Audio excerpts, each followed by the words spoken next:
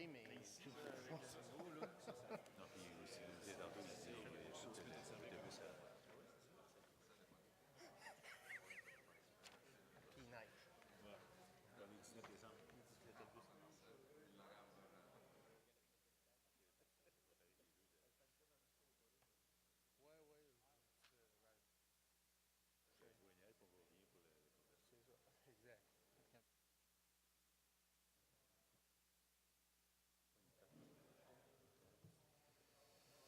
Non, c'est l'heure.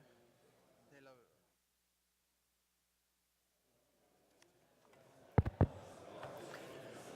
Alors, bonsoir. Constatant qu'on a quorum, je déclare la séance ouverte. Résolution 2017-480, adoption de l'ordre du jour. Donc, il est proposé d'adopter l'ordre du jour. Un proposeur. Il est proposé par M. Simard et appuyé par M. Lebrasseur. On passe à la section dépôt de documents. Rapport du greffier sur la participation de certains élus à la formation en matière d'éthique et de déontologie. Donc, rapport à l'effet que M. Sylvain Junot, maire, M. Marcel Desroches, conseiller district numéro 1, M. Jean Simard, conseiller district numéro 2, Mme Annie Godbout, conseillère district numéro 5, lui ont déclaré qu'ils ont suivi la formation en matière d'éthique et de déontologie conformément aux dispositions prévues à la loi sur l'éthique et la déontologie en matière municipale. Pour les autres, ce n'est pas parce qu'ils ont décidé de ne pas la suivre, ils vont la suivre un petit peu plus tard.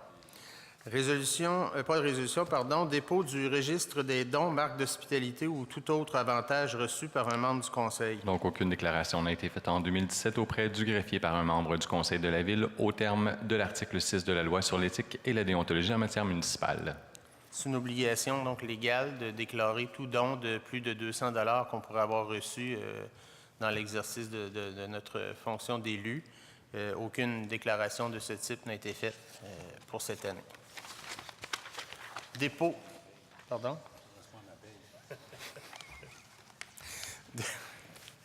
Il dit que ça correspond à sa paye. Dépôt de la liste des chèques, des prix. Il faut que tu le déclares. Dépôt de la liste des chèques, des prélèvements automatiques, des factures payées par débit direct et des dépenses par approbateur. Dépôt des listes suivantes. Chèque émis du 10 novembre au 7 décembre 2017 pour un montant de 963 416,88. Prélèvement automatique institutionnel du 1er au 30 novembre 2017 pour un montant de 496 934,66. Facture payée par débit direct du 1er au 31 octobre 2017 pour un montant de 348 095,49 $. Facture payée par débit direct du 1er au 30 novembre 2017 pour un montant de 254 840,93 $. Dépenses par approbateur du 10 novembre au 7 décembre 2017 pour un montant de 1 618 842,70 $. Donc, ce que vous avez là, c'est pour les premières lignes, à part la dernière, ce sont toutes les dépenses, pas les dépenses, ben oui, c'est-à-dire, c'est ça, les factures payées ou les chèques émis ou les prélèvements qui ont été faits. Pourquoi il y a toutes ces lignes-là? C'est la façon de payer. Donc, vous le voyez, dans le premier, ce sont des chèques. Dans un autre cas, ce sont des prélèvements automatiques directement sur le compte. Dans l'autre cas, c'est des factures qui ont été payées par débit direct selon la période. Donc, tout ça, c'est les dépenses qu'on fait durant la période qui est là, donc pour un mois. C'est ça, pour un mois. La dernière ligne, c'est dépenses par approbateur. Ce ne sont pas des dépenses effectuées encore, c'est-à-dire c'est simplement chacun des directeurs peut approuver des dépenses et mettre des bons de commande, si on veut. Donc, eux ont autorisé ces dépenses-là, mais ne sont pas encore réalisées. Et là, bien là, évidemment, vous avez juste cette ligne-là, mais le Conseil, on a accès à l'ensemble des directeurs, tous ceux qui peuvent autoriser des dépenses. On sait qui a autorisé, combien et pourquoi. Puis éventuellement, bien, on va retrouver, si ce n'est pas le mois prochain, ça peut être l'autre mois ou dans 6 mois, la dépense en question comme payée, soit par chèque, par débit direct ou autre, dans les lignes du dessus qui vont venir plus tard dans l'année.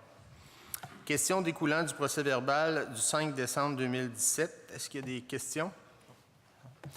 Résolution 2017-481, approbation du procès-verbal du 5 décembre 2017. Donc, il est proposé d'approuver le procès-verbal de la séance ordinaire du 5 décembre 2017.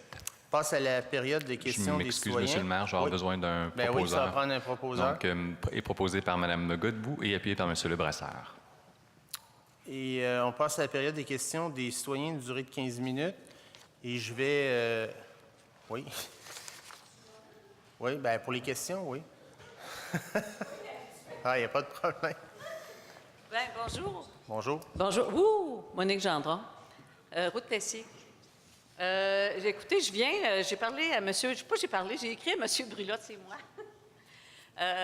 concernant la route Tessier. Mon chum est là depuis 25 ans, moi depuis 10 ans, puis on a observé vraiment une évolution importante du trafic et de la vitesse, avec les problèmes, pour la sécurité, puis pour le bien-être dans cette rue-là. Et là, j'avais fait part de ça. M. Brulotte a dit qu'il y avait eu des représentations de fait auprès de la police. La police est venue. Elle est venue 2 fois, mais c'est pas eux autres. Ils viennent le matin vers 9 h. Il reste une vingtaine de minutes. Ils pognent 2-3 gars, puis après ça, 2-3 filles. C'est fini. Alors, moi, ce que je voulais proposer, en tout cas, je ne sais pas si c'est comme ça qu'on procède, là. Je me dis, je sais qu'il va y avoir des travaux importants dans la rue. Et je me disais, je pense que ce serait un bon moment pour regarder sous 3 axes, dans le fond, l'axe de la vitesse, l'axe de l'aménagement de la rue. Tu sais, c'est une rue qui change, puis elle va encore évoluer beaucoup parce que le parc industriel va s'agrandir et, je pense que le trafic va continuer d'augmenter. Et pour l'éclairage. Donc, tous ces volets-là, je pense, pourraient être regardés. On refait la rue une fois cet été.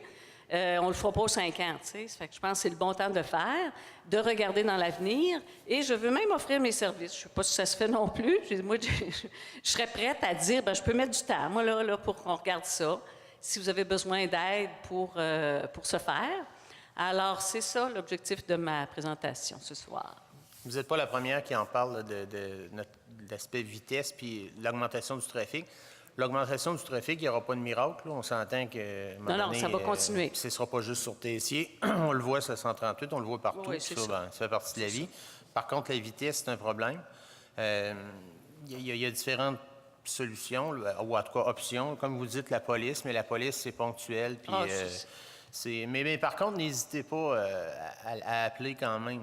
Oui, je l'ai faite, mais je leur ai parlé aussi. Mais tu sais, ils ne peuvent pas venir au moment de grande affluence, à 8 h le matin, surtout au changement de chiffre. Puis c'est là que ça se passe. Entre 6 et 8 h 30, là, ça s'appelle. Il faut qu'on rentre au bureau, là. Alors, ça prendrait peut-être plus de trafic encore pour que ça... C'est à 138, il n'y a pas d'excès de vitesse le matin. C'est ça. Mais regarde, ceci étant dit, mon idée est la suivante. Comme il y a des travaux qui vont se faire, je ne sais pas la date précise, là, je me disais, je pense que c'est le temps de regarder ça. C'est le temps de regarder. C'est une rue, je pense, la route Tessier, c'est une des rues principales de la ville et elle va le demeurer, elle va l'être encore. Donc, je pense qu'il faut regarder ça plus globalement. Et puis, comme je vous dis, moi, je suis prête à... Si vous avez besoin de citoyens pour... dans une optique de coût-bénéfice aussi, je sais qu'on n'a pas beaucoup de sous, mais je pense qu'il y a moyen d'essayer d'avoir des solutions les plus optimales pour rendre la vie agréable. Et on va faire aussi notre mea culpa. J'ai passé le mot, là, puis c'est humain. Là. Moi-même, je passe sur la route Tessier très souvent, puis je me surprends à l'occasion à aller plus vite qu'il faudrait. Moi aussi. Et nos véhicules ici à la ville, oui, autant aussi. nos les propres autobus camions, scolaires, tout ça. etc. Ouais. Fait qu'on a passé le mot. Là, si déjà tout le trafic ville au sens de les petits camions jaunes, là, puis les gros camions jaunes, font attention. Et ils sont humains, là, je veux dire. Ils font pas ça parce qu'ils veulent mal faire. Bien, au contraire, je répète, je le fais moi le premier. Là. Donc, c'est juste de se conscientiser et d'y penser beaucoup. Chez les camions en neige, par exemple, que je vous dis, ils font pas ça pour mal faire. Quand ils arrivent pleins, c'est pas si pire, ils vont pas trop vite. Mais quand ils sont vides, ils se dépêchent de retourner. Alors, cette semaine, les camions en neige, là, Et ne pensez pas qu'ils font ça pour faire plus d'argent. Ils sont payés à l'heure. Non. Mais ils veulent que ça marche. Puis, on est tous humains, là, donc... puis je leur lance pas à pierre, là, au loin de là, mais on essaie de leur rappeler. Puis, comme je vous dis, moi, le premier, là, j'essaie de faire attention. Puis, en tout cas, si tout le monde... Je vous le dis à vous autres aussi, là, ça route Tessier, puis ailleurs aussi, respecter les limites, on va s'en porter que mieux. Bien, mon objectif, c'est de m'assurer que vous disiez aussi que dans la réflexion de la rue, on va considérer tous ces éléments-là pour quand on va refaire l'aménagement. Est-ce que c'est une rue qui devrait avoir un trottoir? Je ne sais pas, je pose la question. Toutes les rues à 50 km/h que j'ai vues où il y a de la vitesse et tout ça, il y a d'habitude un trottoir. Est-ce qu'on devrait en avoir? C'est de poser les questions, de réfléchir à ce qu'on veut que soit cette rue-là. Je peux vous dire que pour l'instant, il n'y en a pas de prévu. Dans le projet tel qu'adopté, présenté et financé, il n'y a rien de prévu. Maintenant, ça n'empêche pas de réfléchir puis de regarder s'il y a moyen de modifier. Mais là, il faudrait voir si ça implique des grandes reprises de toute de tout un... Oh mon Dieu, je pas sais de moi, en tout cas. Je sais pas. OK, mais Mais on va vous le regarder tout ça. gardez en réflexion? Oui. Excellent, merci. Bertrand Junot, route Tessier. Je veux justement m'assurer qu'il n'y a pas de grande reprise de ce qu'on a vécu. Alors, il y a eu un référendum le 5 novembre 2017. La réponse a été claire. Je voudrais juste m'assurer que notre réflexion collective, on est prêt à y participer également. On peut rassembler beaucoup de monde sur la route Tessier. On l'a déjà fait pour participer à une réflexion, mais la réflexion ne doit pas faire de vue l'essentiel, c'est-à-dire des travaux, d'égouts sur Tessier, chemin de la Butte, puis d'aqueduc sur chemin de la Butte. Ça, c'est essentiel. Et je peux vous témoigner, ce matin, il n'y avait pas de vitesse à 7h15. Il y avait un camion qui est chargé d'aller vider des fosses septiques et qui était chez un citoyen de la route Tessier qui attend avec anxiété, je peux vous dire, avec 4 enfants. Et puis, leur problème n'est pas le trottoir, n'est pas c'est très extrêmement primaire en 2017, c'est-à-dire d'avoir des services d'égout. Maintenant, pour ce qui est de la vitesse, je partage avec vous, j'ai eu l'occasion déjà de vous l'indiquer, au conseil précédent aussi, il y a une chose très, très simple. Occupez-vous de ce que vous pouvez avoir de l'influence. Le RTC, ça passe vite, les autobus. Les systèmes, des autobus scolaires, les camions de la ville, qu'ils soient vides ou quoi que ce soit, et ça, vous pouvez avoir une influence là-dessus. Enfin, suggestion, on le voit dans différents endroits au Québec, il y a dans des endroits des panneaux lumineux qui sont permanents et qui indiquent, si le maximum est 50, ça indique la vitesse avec laquelle tu arrives. Mais c'est permanent. Et puis là, ça te fait un clin d'œil ou un coup de marteau, mais ça te dit que tu es en haut ou en bas de 50. Et ça, je ne sais pas quel est le coût de ça, mais lorsqu'on se promène, on était à Montréal il y a peu de temps, sur des rues, c'est pas ce que de plus esthétique sur la planète, mais c'est moins pire que d'avoir les trucs sur roulette qui disparaissent tout à coup, là. Et ça, c'est une façon, c'est un bon indicateur. S'il y a un flic qui suit ça, on peut dire, écoute, tu le savais, tu devais le savoir. Merci.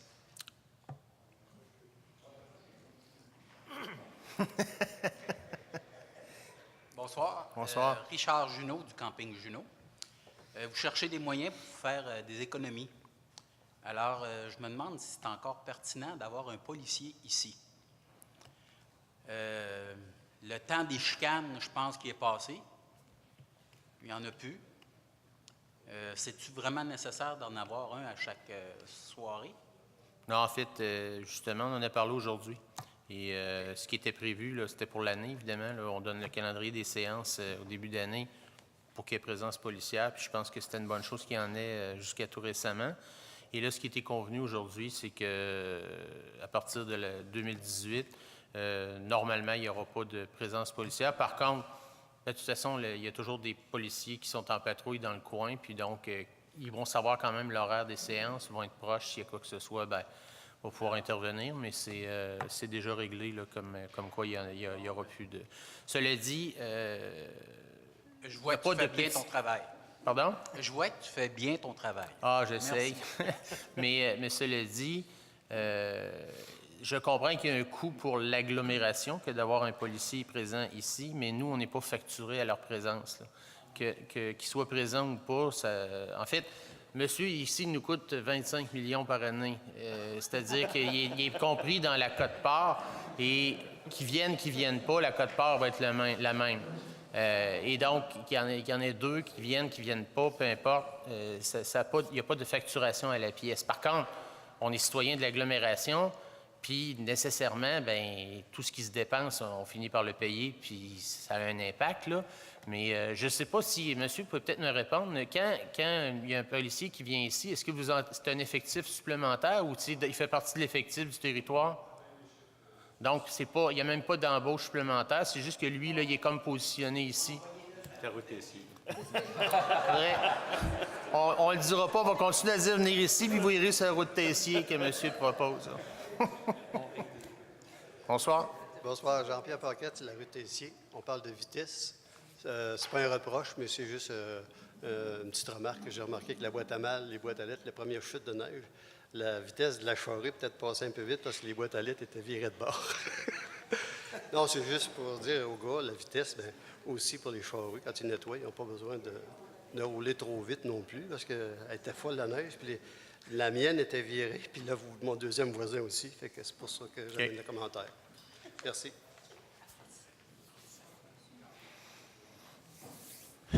Bonsoir, Claude Maltais. Ma question est pas une question, mais c'est une demande de mon conseiller, M. Simard, et en même temps vous, M. le maire.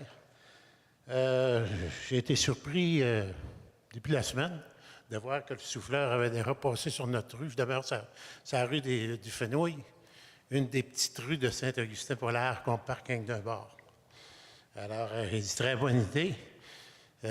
Ça va être dégagé pour Noël. Parce que je me rappelle, l'année passée, c'était un petit peu l'enfer entre Noël et le jour de l'an, parce qu'il n'y a pas nécessairement la ville se limite aux services essentiels. Et il y en a tombé l'année passée. Et on était enterrés, puis entre Noël et le jour de l'an, c'est là qu'on reçoit nos visiteurs le plus. Là. Alors, on débarquait dans plusieurs pieds de neige. Je ne sais pas si vous avez quelque chose de prévu. Je sais que probablement pour les rues principales, oui, mais pour notre petite rue, là, si jamais il tombait une bonne bordée de neige, je ne parle pas de 3 ou 4 pouces de 5 pouces, là, puis on roulait d'un pied ou deux sur le bord. L'année passée, c'était rendu à 7, 8, 9 pieds, là. Ça commençait à être empli pas mal. Il y a peut-être une mesure de prévu si jamais il tombait une bonne bordée de neige, ou deux, c'est possible. En fait, prévoir peut-être nettoyer un coup de souffleur sur le terrain. En théorie, le fait que ce soit les vacances des fêtes ou autres ne doit pas, normalement, doit pas avoir d'impact sur le déneigement. Là, en théorie, on doit déneiger de toute façon. On doit, puis normalement, on devrait faire. L'an passé, je me souviens très bien qu'en Noël, jour de l'an, il y en a eu de la neige, c'était infernal. Et le problème n'était pas les vacances des employés, c'est qu'on manquait d'employés l'an dernier. On a vraiment manqué d'employés, contrairement à cette année, où là, on a tout notre effectif, et même s'ils en tombaient malades, on serait correct encore. On a nos véhicules, on a tout. L'an passé, l'effort a été mis, mais il y a des gens qui sont tombés au combat, il y en a qui sont partis, peu importe. Puis à un moment donné, à ce temps-ci, chercher des opérateurs, toute personne qui peut opérer les camions de neige est déjà embauchée quelque part, hein, c'est l'hiver. Donc, c'est très difficile d'en trouver. Mais là, on a notre monde, on a nos véhicules, normalement, tout va bien aller. Bon, ben, tant mieux, parce que d'habitude, on est très bien déneigé. J'ai pas de problème avec ça. Merci. À la dernière séance, il y a un monsieur que je pense n'est pas là aujourd'hui, mais c'est pas grave. Je vais donner la réponse. C'est web diffusé, il pourra l'écouter. Il a posé une question. Monsieur Desilets m'a posé une question sur notre parc de véhicules. J'allais dire de déneigement, c'est pas juste du déneigement, mais tous nos véhicules, les véhicules lourds et autres, combien on en a, combien ça vaut, etc. Donc, je vous donne la liste rapidement. Là. En tout et partout, on a 53 véhicules là-dessus, 50 vont dans la rue. Il y en a 3 là, qui sont en fait 2 Zamboni puis un chariot élévateur qui ne circule pas sur la chaussée. Donc, on a 4 chargeurs, donc des chargeuses frontales ou des loaders, selon comment vous appelez ça, plus 2 autres à venir. On l'a vu, on a passé des résolutions pour en acheter un cette année puis un autre l'an prochain, mais moins un qui est à vendre, le plus gros là, qui est hors norme. Ensuite de ça, on a 2 niveleuses, une rétro-caveuse, communément appelée pépine. On a 2 tracteurs que vous voyez aller souvent pour faire la tonte des gazons dans les fossés là, avec le gros bras. C'est des immenses tracteurs. Il y a des souffleurs qui peuvent être installés là-dessus. On a 5 souffleurs, mais quand on dit un souffleur ici, c'est pas le souffleur avec les roues puis tout le véhicule au complet. C'est les monstres qui sont attachés en avant de nos loaders ou de nos chargeuses frontales. Donc, ça a un moteur, mais ça n'a pas de roue. Ça vient s'attacher après un chargeur. Donc, ça, on en a 5, mais c'est considéré véhicule là, parce qu'à partir du moment qu'il y a un moteur puis c'est tellement gros, bon. Ensuite, on a 2 pelles hydrauliques. On a 8 camions de déneigement ou d'excavation, que ce soit des 10 roues, des 12 roues ou on a ce qu'on appelle un semi-trailer, là, les plus longs.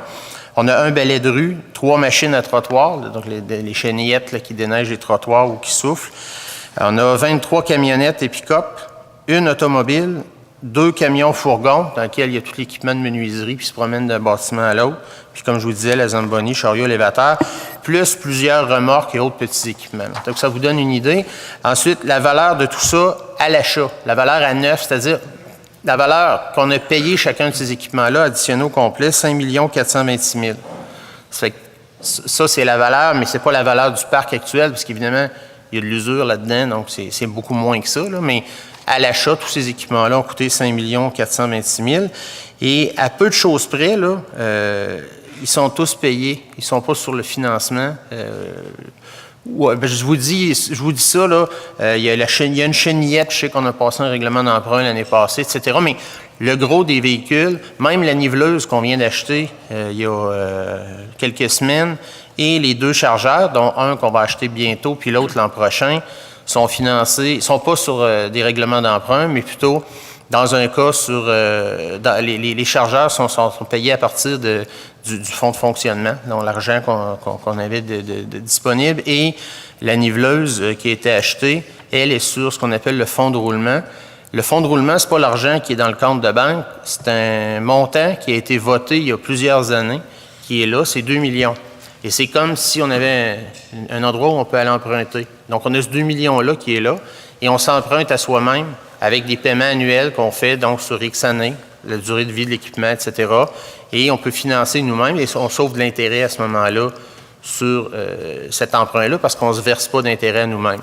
Donc, c'est une forme d'autofinancement. Fait que la niveleuse est là-dessus. Et donc, la plupart, comme je vous dis, ne sont pas sa finance, hormis peut-être, comme je vous dis, quelques exceptions. Les Zamboni, je ne suis pas trop sûr. Des trucs, mais je n'aime pas, ils viennent d'Activital, quoique ça se pourrait, je ne sais pas. Voilà, fait que ça répond à la question concernant l'équipement, nos équipements lourds. On passe à la section Conseil d'agglomération de Québec. Séance ordinaire du Conseil d'agglomération de Québec du 6 décembre 2017, rapport du maire. Donc, je vous confirme avoir voté en faveur de l'ensemble des résolutions telles qui avaient été ici décidées la veille, le 5 décembre 2017, en séance du Conseil ordinaire. Séance ordinaire du Conseil d'agglomération de Québec du 20 décembre 2017 et extraordinaire du 21 décembre 2017, présentation des ordres du jour. Donc, le Conseil a été informé des sujets qui doivent faire l'objet des délibérations lors de la séance ordinaire du Conseil d'agglomération du 20 décembre 2017 et de la séance extraordinaire du Conseil d'agglomération du 21 décembre 2017. Résolution 2017-482, séance ordinaire du Conseil d'agglomération de Québec du 20 décembre 2017, orientation du Conseil. Donc, il est proposé que le Conseil est favorable à l'adoption des résolutions suivantes. AP 2017-686, renouvellement du contrat de support d'entretien des licences d'utilisation des produits Bentley du 1er janvier au 31 décembre 2018. AP 2017-191, adjudication d'un contrat pour la prise en charge des matériaux secs et autres résidus en provenance des écocentres. AP 2017-703, adjudication d'un contrat pour l'acquisition et la migration de licences du PGI financier d'Oracle. AP 2017-708, renouvellement d'un contrat d'abonnement à une solution d'affichage dynamique. A1LS 2017-183, entente entre la Ville de Québec et la Société du domaine Mézeray incorporée pour l'utilisation et la prise en charge du domaine de Mézeray en contrepartie d'une contribution au soutien à la maison à l'émission et en soutien aux réparations. DE 2017-266, bail entre la Ville de Québec et 9357-7401 Québec Inc. relativement à la location du local 106 situé au 2530 boulevard Wilfrid Hamel, arrondissement des Rivières. CM 2017-005, radiation de créances conformément à la politique de gestion de la fermeture administrative de certains dossiers au greffe de la Cour municipale pour l'année 2017. RH 2017-989, modification de l'annexe H du recueil des conditions de travail des membres du personnel professionnel non syndiqué de la Ville de Québec. AG 2017-049, règlement hors cours relativement aux poursuites en cours supérieure portant le numéro 200-17-0015410-111 et 200-17-015-175-110. AG 2017-54, règlement hors cours relativement à la poursuite en cours supérieure portant le numéro de cours supérieur 200-17-00682-065. AG 2017-055, règlement hors cours relativement à la poursuite en cours supérieure portant le numéro CS 200-17-00685-1-067.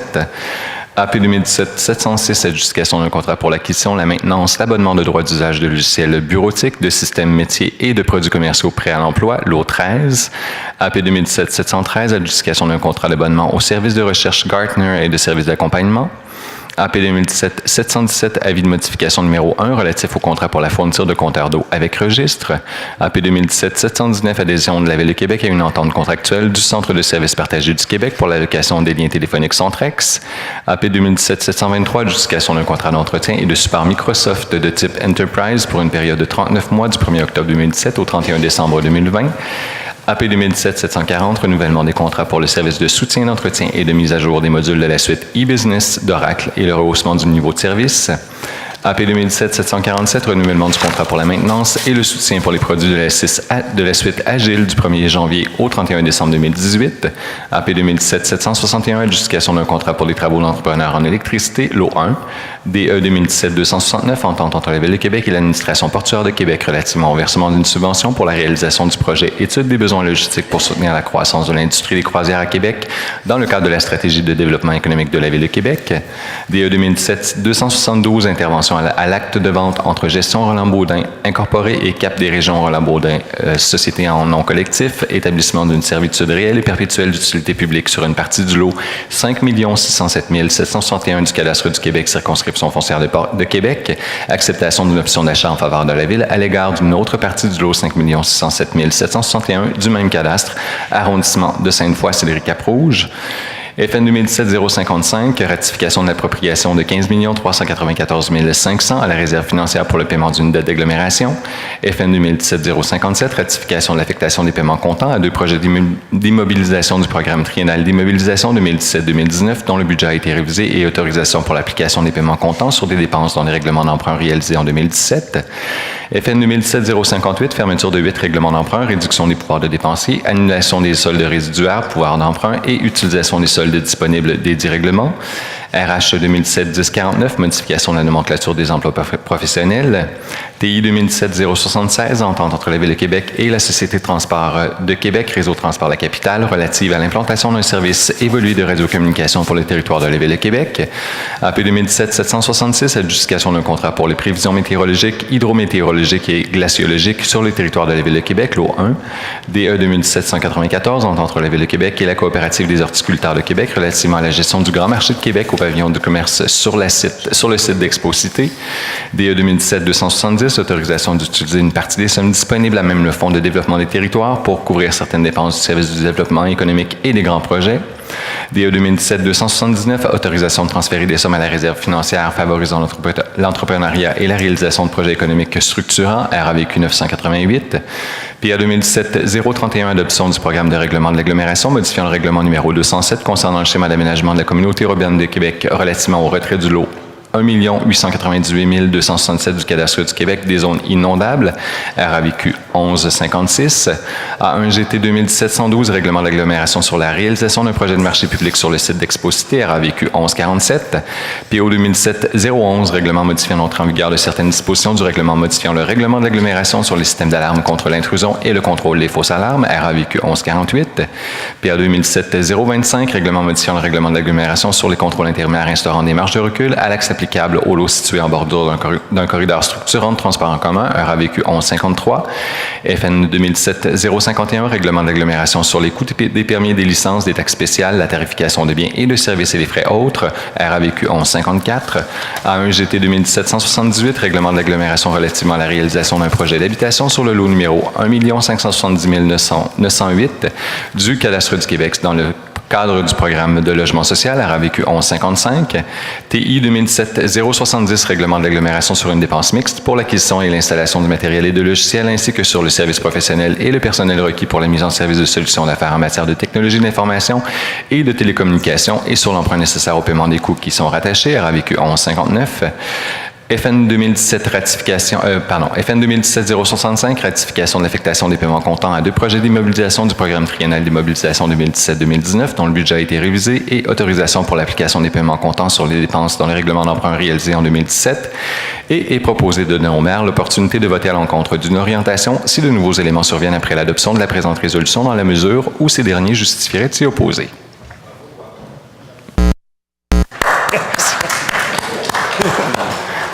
Un proposeur. Donc, est proposé par M. Brulotte et appuyé par Mme Godbout. Résolution 2017-483, séance extraordinaire du Conseil d'agglomération de Québec du 21 décembre 2017, orientation du Conseil. Considérant que la Ville ainsi que celle de l'ancienne Lorette ont déposé des poursuites contre la Ville de Québec pour réclamer une partie des quotes-parts d'agglomération imposés depuis 2008, dossier 200-17-014410-112 de la Cour supérieure du district de Québec, considérant que cette affaire sera entendue en janvier prochain, considérant que la Ville de Québec reconnaît d'ores et déjà qu'une partie des réclamations est bien fondée, considérant que ces admissions auront des répercussions sur les budgets d'agglomération futurs, incluant celui de 2018, considérant que les principes qui se dégageront du jugement jugements intervenir auront également de telles répercussions et proposer que le Conseil est favorable à l'adoption des résolutions suivantes sous réserve toutefois des modifications qui devront y être apportées pour tenir compte des admissions de la Ville de Québec dans le dossier susmentionné de la Cour supérieure du District de Québec et, le cas échéant, des principes qui se dégageront du jugement à intervenir dans ce dossier. Donc, FN 2017-064, adoption des prévisions budgétaires 2018 reliées aux responsabilités d'agglomération de Québec. FN 2017-064, adoption du programme triennal d'immobilisation 2018-2019-2020 relié aux responsabilités d'agglomération de Québec. FN 2017-063, adoption du budget du réseau de transport de la capitale pour l'exercice financier 2018. Autres décisions reliées à l'adoption des prévisions budgétaires 2018 et au programme triennal d'immobilisation 2018 à 2020. De donner au maire l'opportunité de voter à l'encontre d'une orientation si de nouveaux éléments surviennent après l'adoption de la présente résolution, dans la mesure où ces derniers justifieraient de s'y opposer. Un proposeur. Et proposé par M. Brulotte et appuyé par Mme Godbout. Donc, ce qu'il faut comprendre, c'est que la résolution précédente, c'était la résolution concernant toutes les résolutions à adopter à l'agglomération dans une séance ordinaire, comme on en a à toutes les 2 semaines. La loi prévoit que lorsqu'on adopte un budget, et ça va être la même chose chez nous ici et comme dans n'importe quelle ville, ça doit être absolument une séance extraordinaire. Il n'y a rien d'autre qui doit être traité dans cette séance-là que le budget et le plan triennal. Donc, le budget du RTC, le budget de l'agglo et le plan triennal, c'est ce qu'on vient ici de prendre comme orientation pour mon vote là-bas. Et la séance d'agglo ordinaire a lieu demain, c'est celle qu'on a adoptée précédemment. Et celle qu'on vient d'adopter là, c'est la séance qui aura lieu, une séance extraordinaire, jeudi matin, concernant les budgets. On passe à la section propositions. Résolution 2017-484, mairie. Appui au séminaire Saint-François dans le cadre du programme de soutien aux installations sportives et récréatives, phase 4. Et proposer depuis le séminaire Saint-François pour l'obtention d'une subvention dans le cadre du programme de soutien aux installations sportives et récréatives, phase 4 du gouvernement du Québec. Je propose. Proposé par M. Junot et appuyé par M. Simard. En fait, le séminaire nous demande un appui qui n'est pas financier, un simple appui comme on vient de prendre par voie de résolution dans le cadre d'une demande de subvention qu'eux font pour réparer la surface gazonnée synthétique de leur terrain de football. Ils ont mis ça en place il y a presque 10 ans et là, bon, ça a besoin d'être renié.